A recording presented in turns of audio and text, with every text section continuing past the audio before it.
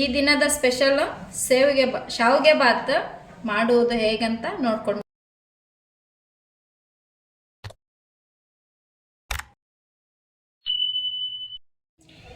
ನಮಸ್ತೆ ವೀಕ್ಷಕರೇ, ಇವತ್ತು ನಾನು ಫಟಾಫಟ್ ಅಂತ ಶಾವಿಗೆ ಬಾತನ್ನ ಹೇಗೆ ಮಾಡ್ಕೊಳ್ಳೋದು ಅಂತ ಹೇಳ್ತೀನಿ. ಇವು ಹಸಿಮೆಣ್ಸಿಕಾಯಿ ಹುರಿದಿಟ್ಕೊಳ್ಳಿಕ್ಕೆ ಹೆಚ್ಚಿಟ್ಕೊಂಡಿರುವಂಥ ಹಸಿಮೆಣ್ಸಿಕಾಯಿ 4 ತೊಗೊಂಡಿದ್ದೀನಿ, ಹೆಚ್ಚಿಟ್ಕೊಂಡಿದ್ದೀನಿ. ಗೋಡಂಬಿ ಇಲ್ಲಾಂದರೆ ನೀವು ಶೇಂಗಾ ಹಾಕಬಹುದು. ಹಸಿಮೆಣ್ಸಿಕಾಯಿ, ಶುಂಠಿ ಬೆಳ್ಳುಳ್ಳಿನ ತರಿಯಾಗಿ ಜಜ್ಜಿಟ್ಕೊಂಡಿರೋ ಅಂಥದ್ದಿದು. ಹಸಿ ಬಟಾಣಿ ಇದೇ ಸ್ಪೆಷಲ್ ಇದರಲ್ಲಿ.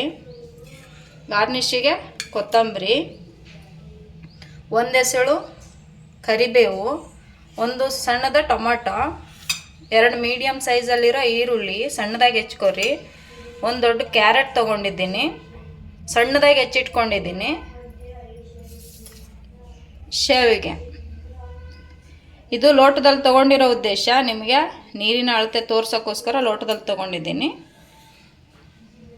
ಒಗ್ಗರಣೆಗೆ ತುಪ್ಪ.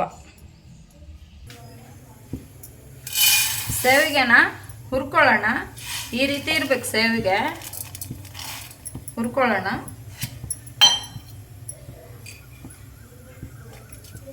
ತುಪ್ಪ ಹಾಕೊತಿದ್ದೀನಿ. ನೀವು ಎಣ್ಣೆನೂ ಹಾಕೋಬೋದು.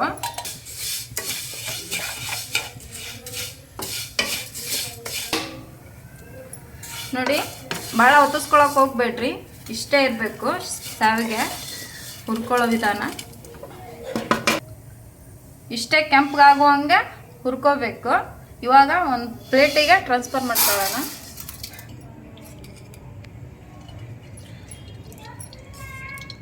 ಎರಡು ಸ್ಪೂನು ತುಪ್ಪ ಹಾಕೊತಿದ್ದೀನಿ. ಹಸಿಮೆಣ್ಸಿಕಾಯಿ ಈ ರೀತಿ ಮುಂದೆ ಮುರಿದ್ಕೊಂಡಿದ್ದೀನಿ. ನೀವು ನಡುವೆ ಸೀಳು ಹಾಕೊಂಡ್ರು ಬರುತ್ತೆ. ಇಡೀವೇ ಒಗ್ಗರಣೆಗೆ ಹಾಕಕ್ಕೆ ಹೋಗ್ಬೇಡ್ರಿ, ಸಿಡಿತಾವು.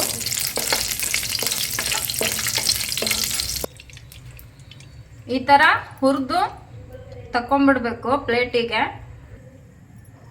ಉಪ್ಪು ಹಾಕೊಳ್ಳೋಣ. ಒಂದು ಚಿಟಿಗೆ ಹುರಿದಿಟ್ಕೊಂಡಿರುವಂಥ ಹಸಿಮೆಣ್ಸಿಕಾಯಿಗೆ ಬಿಸಿ ಇರುವಾಗಲೇ ಉಪ್ಪು ಹಾಕಿ ಸೈಡಿಗೆ ಇಟ್ಕೊಂಡ್ಬಿಡ್ರಿ. ಇದನ್ನು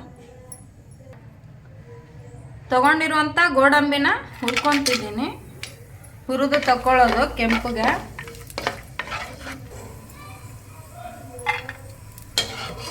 ಕರಿದಿರುವಂಥ ಗೋಡಂಬಿನ ಈ ರೀತಿ ಒಂದು ಬಟ್ಲಿಗೆ ಟ್ರಾನ್ಸ್ಫರ್ ಮಾಡೋಣ. ಸಾಸಿವೆ ಜೀರಿಗೆ ನಿಮ್ಗೆ ಹೇಳಿಲ್ಲ, ಹೇಳ್ತಾ ಇದ್ದೀನಿ. ಅರ್ಧ ಟೀ ಸ್ಪೂನಲ್ಲಿ ಸಾಸಿವೆ, 1/4 ಟೀ ಸ್ಪೂನು ಜೀರಿಗೆ. ಚಿಟಪಟ ಅಂತ ಸಿಡಿದ ಮೇಲೆ ಸಣ್ಣದಾಗಿ ಹೆಚ್ಚಿಟ್ಕೊಂಡಿರುವಂಥ ಈರುಳ್ಳಿ,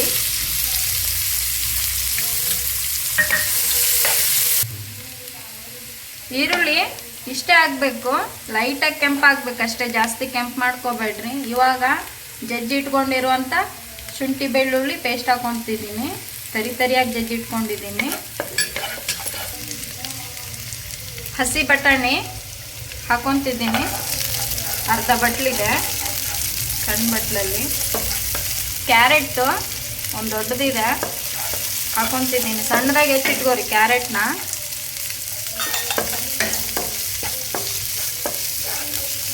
ಮಕ್ಕಳಿಗೆ ತುಂಬ ಇಷ್ಟ ಆಗುತ್ತಿದ್ದು.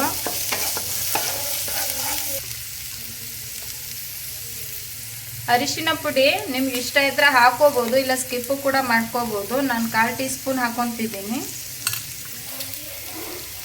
ಟೊಮೆಟೊ ಹಾಕೊತಿದ್ದೀನಿ, ಒಂದು ಸಣ್ಣದು. ಇದರಲ್ಲಿ ಯಾವ ಮಸಾಲೆನೂ ಬಳಸಿರೋದಿಲ್ಲ, ಆದರೂ ಟೇಸ್ಟಾಗಿರುತ್ತಿದ್ದು. ಹಸಿಮೆಣ್ಸಿಕಾಯಿ ಹಾಕೊತಿದ್ದೀನಿ, ಹೆಚ್ಚಿಟ್ಕೊಂಡಿರೋವಂಥದ್ದು. 1-2 ಸೆಕೆಂಡ್ ಮುಚ್ಚಿಡ್ರಿ, ತರಕಾರಿ ಎಣ್ಣೆಲಿ ಸ್ವಲ್ಪ ಮೆತ್ತಗಾಗಲಿ. ಒಂದು ಅರ್ಧ ನಿಮಿಷನಾದರೂ ಹಿಂಗೆ ಮುಚ್ಚಿಟ್ಕೊರಿ. ಇವಾಗ ತೆಗೆದು ನೀರು ಹಾಕೊಳ್ಳೋಣ. ನೀರು ಹಾಕೊಳ್ಳೋಕ್ಕಿಂತ ಮುಂಚೆ ಕರಿಬೇವು ಹಾಕೊತಿದ್ದೀನಿ.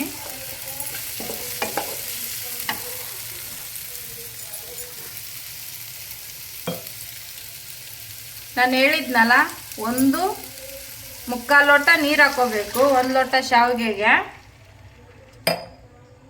ಅಂದ್ರೆ ನಿಮ್ಗೆ ಶಾವಿಗೆ ಉದ್ರಾಗಿ ಬರುತ್ತಾ. ನೀವು ಮಕ್ಕಳಿಗೆ ಟಿಫನ್ ಕಟ್ಟಿದ್ರೂ ಟಿಫನಲ್ಲಿ ಶಾವಿಗೆ ಉದ್ರಾಗೇ ಇರುತ್ತಾ, ಟೇಸ್ಟು ಕೂಡ ಚೆನ್ನಾಗಿರುತ್ತೆ. ಉಪ್ಪು ಹಾಕ್ಕೊತಿದ್ದೀನಿ, ರುಚಿಗೆ ತಕ್ಕಷ್ಟು ಹಾಕೋರಿ. ಕುದಿಲದು ಕುದಿ ಬಂದಿದೆ. ಇವಾಗ ಹುರಿದಿಟ್ಕೊಂಡಿರೋ ಅಂಥ ಶಾವಿಗೆ ಹಾಕ್ಕೊಳ್ಳೋಣ. ಶಾವಿಗೆ ಹಾಕ್ಕೊಳ್ಳೋಕ್ಕಿಂತ ಮುಂಚೆ ಒಂದ್ಸಲ ರುಚಿ ನೋಡ್ಕೊರಿ, ಉಪ್ಪು ಹೇಗಿರುತ್ತಂತ. ಖಾರ ಇರೋದಿಲ್ಲ ಇದು ಜಾಸ್ತಿ. ಇದು ನೀರು ಹಿಂಗ್ಕೊಳ್ಳೋ ತನಕ ಕುದಿಸ್ಕೊರಿ. ಜೋರು ಉರಿ ಇಟ್ಕೊಂಡು ನೀರು ಹಿಂಗ್ಕೊಳ್ಳಿ. ಇಲ್ಲೇ ಇರ್ರಿ, ಸ್ಟವ್ ಮುಂದೆ ಇರ್ರಿ, ಅಲ್ಲಿ ಇಲ್ಲಿ ಹೋಗ್ಬೇಡ್ರಿ. ಇವಾಗ ನೀರು ಹಿಂಗ್ಕೊಂಡಿದೆ, ಒಂದ್ಸಲ ಮಿಕ್ಸ್ ಮಾಡ್ಕೊರಿ. ಮಿಕ್ಸ್ ಮಾಡಿಕೊಂಡು ಸ್ಟವ್ ಆಫ್ ಮಾಡ್ಕೊಂಬಿಡ್ರಿ. ಹುರಿದಿಟ್ಕೊಂಡಿರುವಂಥ ಗೋಡಂಬಿನ ಇವಾಗ ಹಾಕೊತಿದ್ದೀನಿ. 2 ನಿಮಿಷ ರೆಸ್ಟ್ ಆಗಲಿದ್ದು, ಶಾವಿಗೆ ಎಲ್ಲ ಅಳ್ಕೊಳ್ಳುತ್ತಾ. ಇವಾಗ ರೆಡಿಯಾಗಿರುತ್ತೆ ಶಾವಿಗೆ ಬಾತು. ಕೊತ್ತಂಬರಿ ಹಾಕೊಳ್ಳೋಣ ಗಾರ್ನಿಷ್ಗೆ.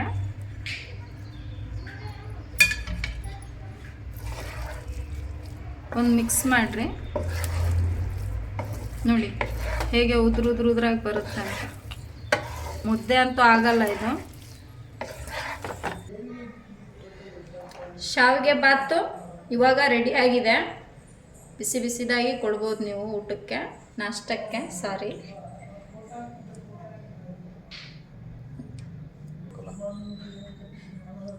ನಮ್ಮ ಚಾನಲ್ಗೆ ಸಬ್ಸ್ಕ್ರೈಬ್ ಆಗೋದನ್ನು ಮರಿಬೇಡಿ.